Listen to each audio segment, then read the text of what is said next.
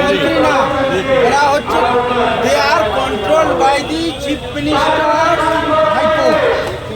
They are be control by the কে অভিষেক বন্দ্যোপাধ্যায়ের টিমের দ্বারা কন্ট্রোল। একটা মন্ত্রীর ক্ষমতা নিয়ে ডিসিশন করে কিছু পাস করে না। অভিষেকের টিম বলবে এটা করো, হ্যাঁ এটা করো, এবার জেলে যাও, এবার জেলে যাও। এগুলো সব মন্ত্রীদের ধামা ধরা, সব দুর্নীতিতে যুক্ত। এই খাওয়া পানি যাবে, শিক্ষা ব্যবস্থা কোথায়? আজকে শিক্ষকদের থেকে শুরু করে রাজ্যের সব জায়গায় গরমিলগুলো কে ঠিক করবে? কে কার দায়িত্ব?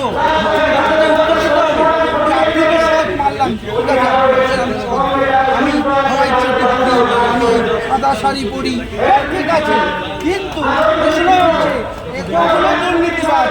হ্যাঁ, প্রশাসনিক বৈঠক যদি আপনি প্রশাসনিক বৈঠকে দাঁড়িয়ে মুখ্যমন্ত্রী বলছে কত ফেলবে আর কত খাবে, আসে না এইসব কথা বলে কি দুর্নীতি প্রভাব হচ্ছে? আপনি ওদের বিরুদ্ধে ব্যবস্থা নিচ্ছেন না কেন? আপনি ওখানে না বলে তাদের বিরুদ্ধে ব্যবস্থা নেন, তাদের বিরুদ্ধে ইনকোয়ারি করুন, ইনভেস্টিগেশন করুন।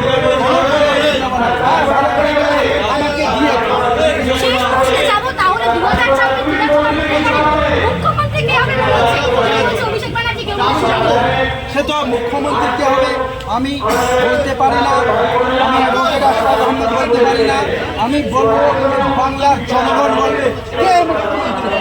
এই বাংলার বাংলার জনগণ পশ্চিমবঙ্গের এই কলকাতা থেকে শুরু করে উত্তরবঙ্গ, বাংলা, মুর্শিদাবাদ থেকে শুরু করে দার্জিলিং পর্যন্ত, কার্শিয়াং পর্যন্ত বাংলার জনগণ ঠিক করবে যে বাংলার ভবিষ্যৎ কার আছে এবং বাংলাকে কে রক্ষা করবে এবং বাংলার মুখ্যমন্ত্রী।